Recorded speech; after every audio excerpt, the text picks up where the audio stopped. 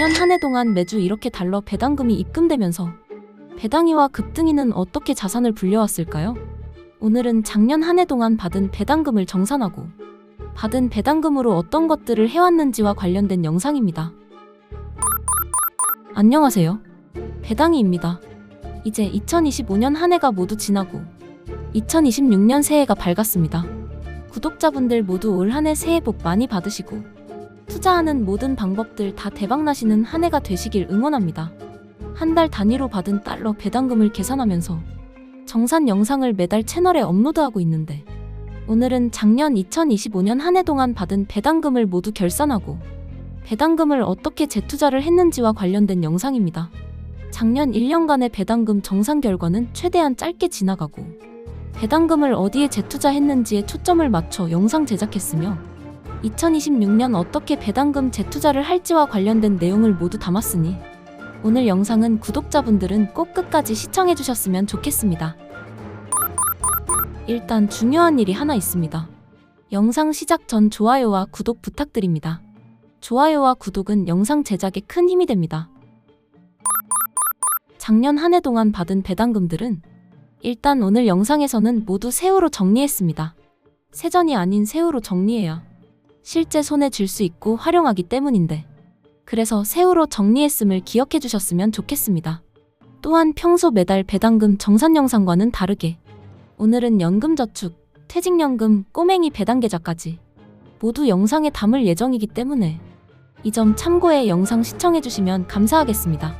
그럼 바로 본론으로 들어가 계좌 하나씩 1년간 받은 배당금을 모두 확인하도록 하겠습니다. 일단 받는 달러 배당금으로 비과세 ETF를 모으는 노텍스 프로젝트를 진행 중인 토스 계좌의 작년 배당금 상황입니다. 제 명의의 토스 계좌에서는 작년 한 해 동안 세후 568만원의 달러 배당금을 받았습니다. 한 해 동안 보유 중이었던 종목들 수가 제법 되는데 현재는 테슬리, MSTY, 코니, 모더니, 와이비트, 예스, 스파이엠을 보유하고 있습니다. 국내의 비과세 ETF들은 배당금 받으며 모으다 작년 코스피의 급등으로 인해 시세 차익 보고 전량 매도를 한 상태이며 향후 코스피가 조정 및 하락한다면 재진입을 통해 대응할 예정입니다. 다음은 달러 배당금으로 개별 종목들을 모으고 있는 IS 프로젝트를 진행 중인 신한투자증권 계좌의 작년 배당금 상황입니다. 신한투자증권 계좌에서는 작년 한 해 세후 1169만원의 달러 배당금을 받았습니다. 보유 종목은 비토, 팔란티, 테슬리, 코니, MSTY, 와이비트 등을 보유 중이며 작년 한 해 개별 종목들을 모으다 수익을 내고 전량 매도하면서 연금저축, 퇴직연금 계좌의 대부분 납입을 하고 작년 12월부터 다시 개별 종목들을 모으기 시작했습니다.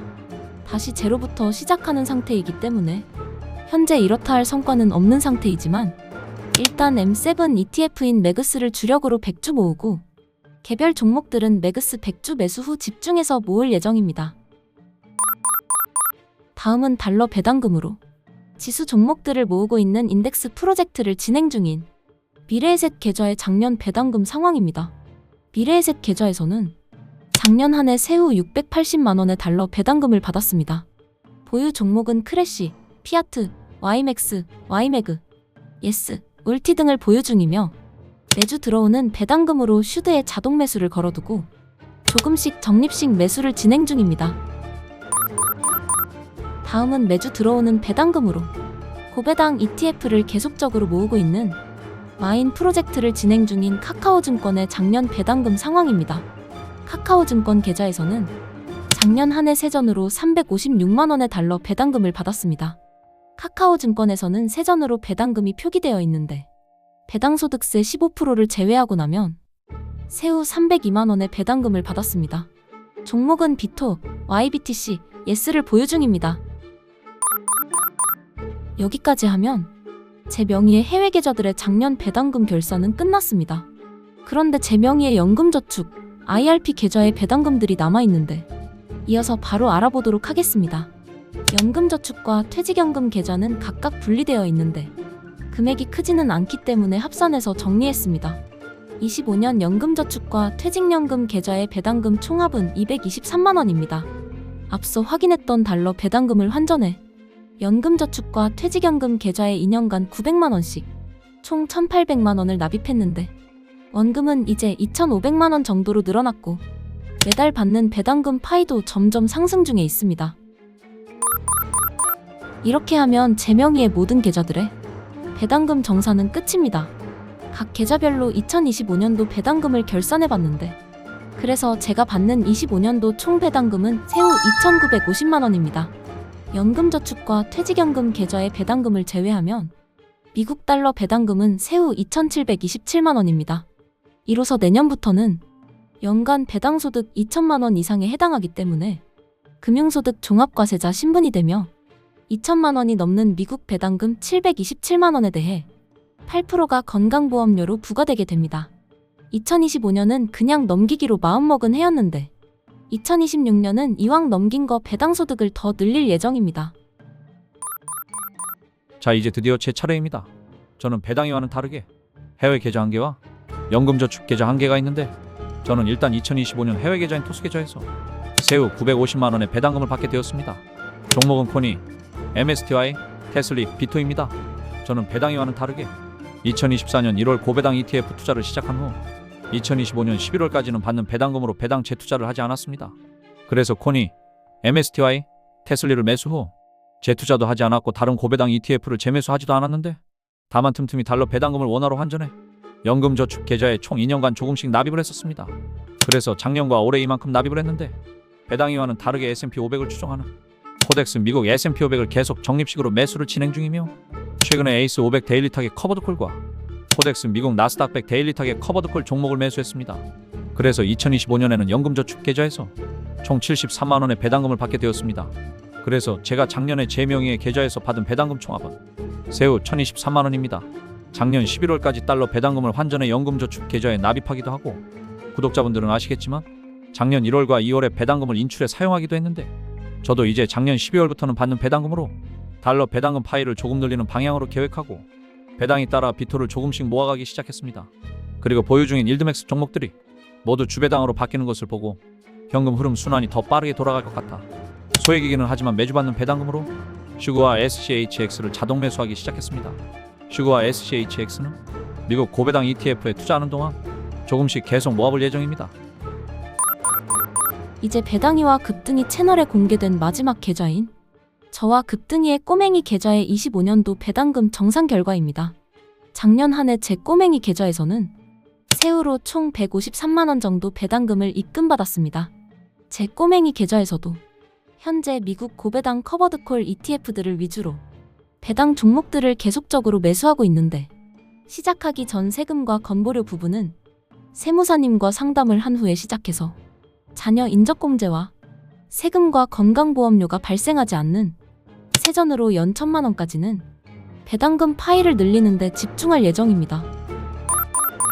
이렇게 해서 2025년도에 받은 모든 배당금을 각 계좌별로 세후로 결산을 해봤는데 그래서 2025년도에 받은 배당금 총합은 세후 3,903만 원입니다. 제 명의의 계좌에서 배당금이 조금 몰려있는 느낌이 있는데 2026년에는 급등이 계좌의 배당금 파이를 조금 더 늘려보려고 현재 계획 중에 있습니다.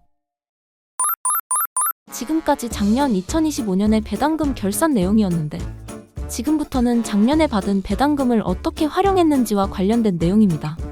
일단 제가 배당금을 받으면 매년 가장 우선순위에 두는 목표가 하나 있습니다. 이 목표는 바로 미국 배당금이 입금되면 원화로 환전해 연금저축과 IRP 계좌에 납입합니다. 이 목표를 2024년과 25년 2년 동안 실행했는데 그 사이 연금저축과 IRP 계좌에 매년 900만 원씩만 지금까지 총 1,800만 원을 납입했습니다. 이렇게 납입한 원금으로 연금저축펀드 계좌와 퇴직연금 계좌의 잔액은 현재 이렇게 조금씩 늘어 2,500만 원까지 늘게 되었습니다. 급등이도 2년 동안 조금씩 납입을 했는데 급등이도 현재 대략 930만 원 정도 연금저축펀드 계좌에 미국 달러 배당금이 환전되어 현재 재투자를 계속적으로 진행 중입니다. 미국 달러 배당금이 입금되면 이렇게 연금저축과 퇴직연금 계좌에 납입하는 이유는 당연히 세액공제로 인한 절세 혜택이 매우 크기 때문입니다. 또한 달러 배당금을 받으면 이렇게 코인 직접 투자도 진행 중입니다. 금액이 크지는 않지만 매년 달러 배당금을 환전해 250만 원씩 코인 직접 매수를 진행 중인데 2년 동안 진행한 코인 직접 매수 금액은 총 500만 원인데 작년 9월부터 심상치 않던 코인 하락에 영향을 받아 현재는 대략 30%의 손실이 생겨버렸습니다. 비트코인과 리플, 도지코인 모두 손실이 있으며 이더리움과 솔라나도 스테이킹 중인데 마찬가지로 30% 정도의 손실을 보고 있는 상태입니다. 하지만 주식과 마찬가지로 코인도 공포의 사라는 말을 저는 믿는 편인데 저점 매수 기회로 생각하고 올해 달러 배당금을 환전해 코인부터 추가 매수부터 2026년을 시작할 예정입니다. 또한 제 개인적인 목표로 작년 말에 하나 더 생겼는데 현재 금 현물 계좌를 개설하고 금 투자도 시작했습니다. 금 현물 투자는 한 달에 딱 한 개씩만 모아볼 예정입니다. 이렇게 직접적인 목표들을 세우고 작년 2025년 배당금을 활용해 재투자를 했는데 기본적으로 받는 배당금으로 조금씩 매력적인 배당 ETF들을 추가 매수하는 것을 기본으로 성격이 조금 다른 ETF나 종목도 각 계좌별로 모으는 중입니다. 일단 급등이 계좌에서는 슈그와 SCHX를 매일 조금씩 모아가는 중이며 저는 매그스, 슈드, 큐디보, 스파이엠, QQQM을 각각의 계좌들에서 매일 조금씩 모으는 중입니다. 이렇게 고배당 ETF들을 제외한 변동성이 낮으면서도 우량 ETF들을 모으는 이유는 계좌 안정성을 조금 높이려는 목적도 있고 최종적으로는 각각의 계좌들에서 최초 투자원금보다는 더 많은 금액으로 눈에 보이는 안정적인 ETF를 하나씩 보유하기 위함이기도 합니다.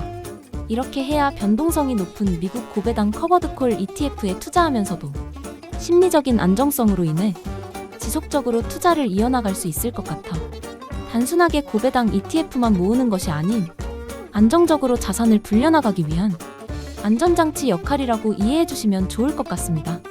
또한 많은 분들이 고배당 커버드콜 ETF는 위험하다고 말씀하시곤 하는데 저는 이런 안전장치들을 계속적으로 점검하고 있어 사실 투자원금이 더 늘어나면서 즐겁게 배당 투자 여정을 진행 중입니다. 실제로 배당이와 급등이 채널에서 여러 계좌를 만들면서 들어간 총 투자원금은 6,500만 원입니다. 이 중에서 제 명의 계좌들의 투자원금은 총 5천만 원에 해당하는데 약 2년이라는 시간이 조금 지난 현재 계좌 잔액은 6,700만 원 정도로 늘게 되었고 급등이도 투자원금은 1,500만 원이지만 연금저축펀드에 계속적으로 납입하면서 현재 투자원금 대비 계좌 잔고도 계속적으로 상승 중입니다. 이렇게 투자원금도 늘면서 매달 배당금도 꽤 들어오는 편이고 현재는 지수투자, 개별 종목, 금 현물 투자, 코인 투자, 연금저축, IRP 계좌를 굴리는 것까지 나름 재미있게 배당 투자를 진행 중입니다. 그래서 2026년도에도 이 배당 투자 여정을 지속할 예정이며 올해도 즐겁게 돈 불리는 관점에서 열심히 굴려볼 예정입니다. 오늘은 2025년 지난 한 해의 배당금 정산 영상이었는데 궁금하신 점이 있다면 댓글로 남겨주시면 답변 드리도록 하겠습니다. 2026년 구독자분들 새해 복 많이 받으시고 올해는 대박나는 한 해가 되기를 진심으로 응원하겠습니다. 끝까지 시청해주셔서 감사합니다. 곧 다음 영상으로 찾아뵙도록 하겠습니다. 감사합니다.